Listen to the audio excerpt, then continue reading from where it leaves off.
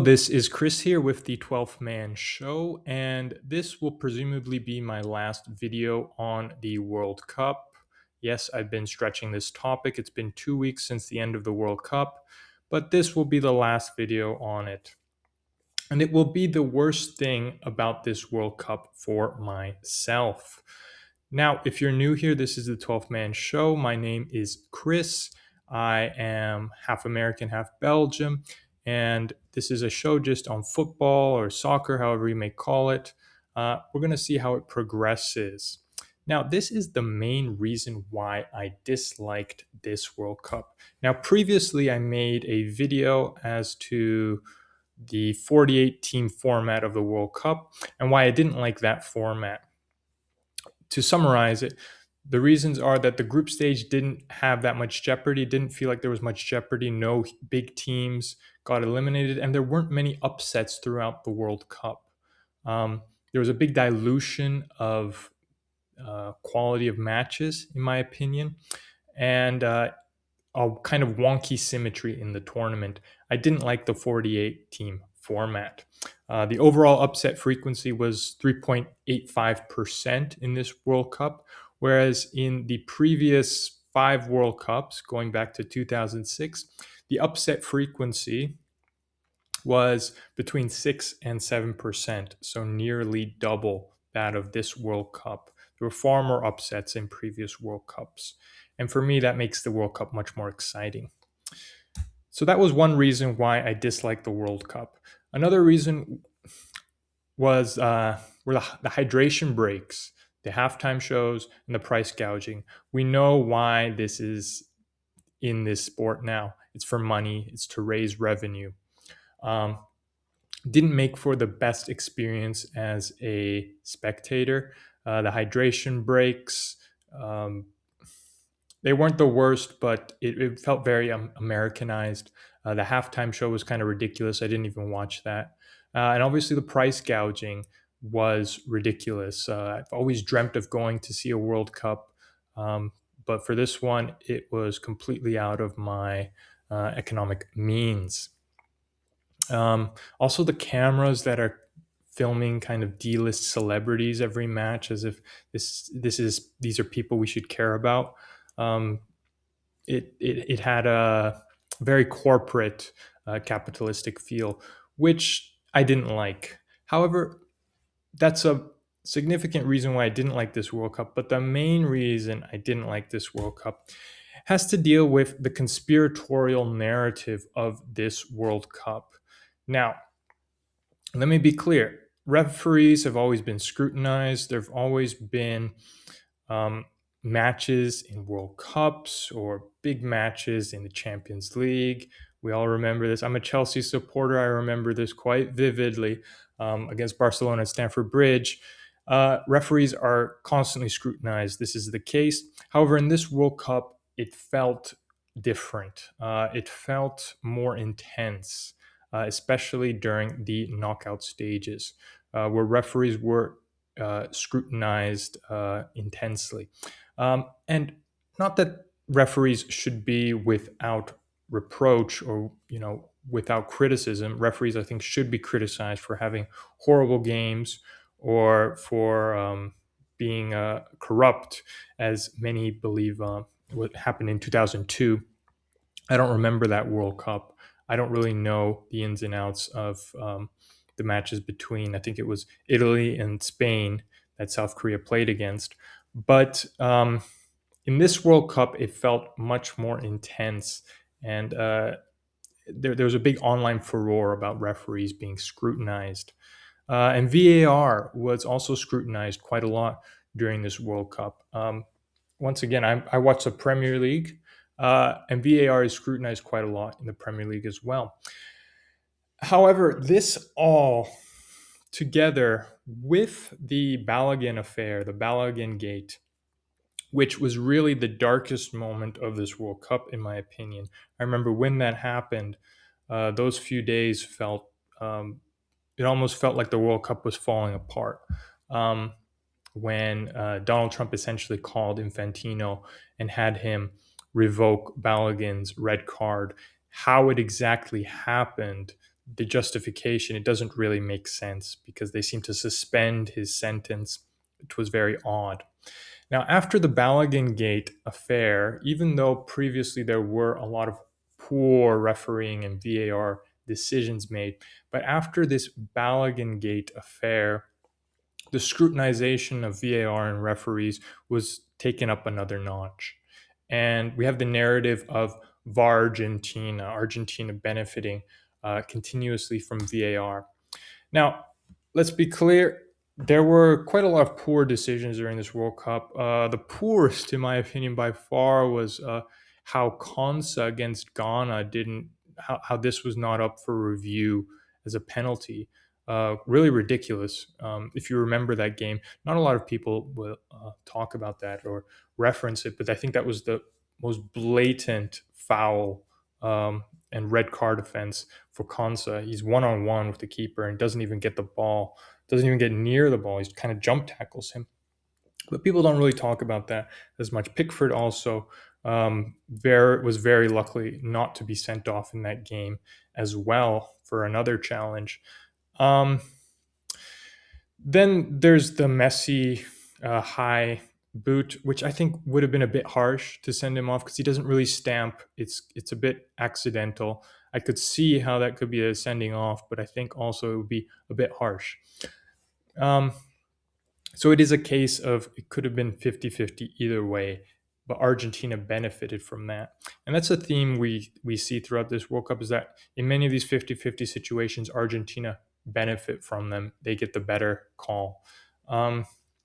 Then we have the Embolo yellow card, 2 yellows. He got a yellow card for diving.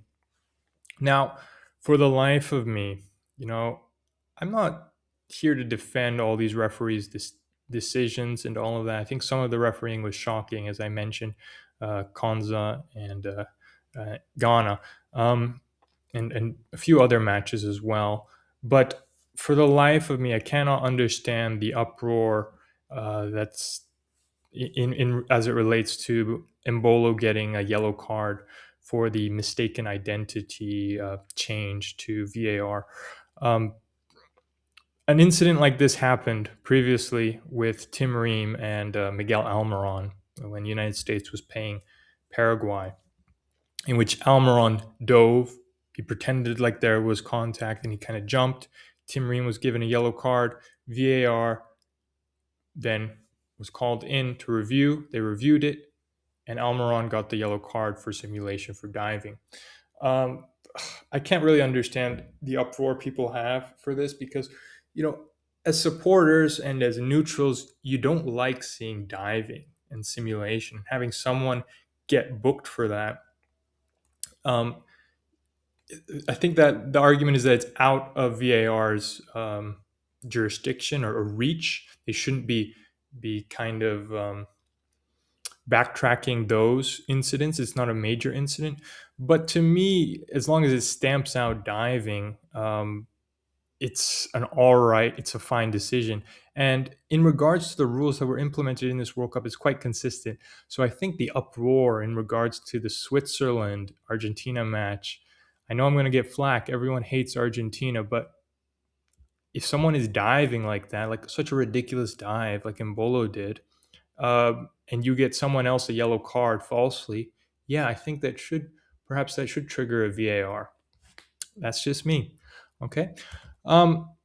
So as I mentioned, the Balogun Gate was really the start of the darkness for this World Cup, and it kind of cast a shadow into subsequent games, but also previous games felt like they were perhaps rigged or there was a conspiracy happening in previous games after the Balogun reversal of his red card happened. And this was really the pivotal moment, I think, that led to more and more conspiracies brewing online in regards to the legitimacy of the World Cup. After the Balogun Gate and after the Egypt game, which I think Egypt it was very unfortunate. They didn't really get many. They didn't get good decisions as far as the referees were concerned. Every 50-50 decision went in Argentina's favor in that game. However, once again, I might get a lot of flack. And I am saying this, every 50-50 went in Argentina's favor. However, you can see there is a foul on the build up to Egypt's potential third goal. You can see that two things can be correct at the same time. Argentina uh, had decisions in their favor, and that the refereeing decisions were um, appropriate. They were not like, it's not like the referee picked up the ball and kicked it in Egypt's goal. Okay, these decisions were made. It wasn't like a blatant handball or anything. Um, but still, this narrative of Argentina becomes propagated, and it becomes propagated in the media and in fake news as well. There was an X account, quite a few X accounts. I think they are deleted or banned now. I couldn't find them, but they would have quotes like this from Pep Guardiola. Fake quotes, absolutely fake quotes. I love Messi, but I feel like Argentina is being favored too much in this World Cup. They commit so many fouls without ever getting a yellow card, while Argentina gets penalties for similar challenges. If this continues, it could ruin football. So, like all of these fake quotes, and they're mostly from Cristiano Ronaldo fans, because the day before Argentina's match against Egypt was also the day Ronaldo got eliminated. So these quotes were just kind of promulgated throughout social media. And even if you weren't exposed to them, I think this narrative became infectious, that people were uh, the referees were biased towards Argentina. Daily Mail, even Daily Mail will say fears of World Cup favoritism towards Argentina have been heightened after FIFA confirmed Lionel Messi's favorite referee will officiate England's highly anticipated semifinal. This, you know, this is kind of a non-story, really. It's just kind of something to get headlines, to get clicks, to get likes. Um, this was a referee in the MLS that I think Messi maybe got a lot of wins against, something to that liking. He never said he's my favorite referee, appoint him, like the article insinuates. VAR intervention rate shows just how much Argentina has benefited during World Cup. So this is Yahoo Sports. And yes, Argentina did have a lot of beneficial calls towards them. But that doesn't mean that there's a big conspiracy to have them win the World Cup. Now, I am going to be on the record and say I thought Argentina weren't that good this World Cup. They were kind of lucky to get to the final. But that being said, against Egypt, it's not like the referee, scored, helped Argentina score a whole bunch of goals. It's not like against England, the referee helped them. England capitulated against Argentina. Egypt capitulated against Argentina. They just couldn't. They couldn't handle this press that Argentina had, this intensity that they had in the game. And Switzerland, Embolo got sent off through a really, really stupid dive. So a lot of these, they're self-inflicted uh, wounds by the teams that lost to Argentina. England really should have beaten them. I do not understand. I still can't really process what happened in those last 20 minutes in that game against Argentina.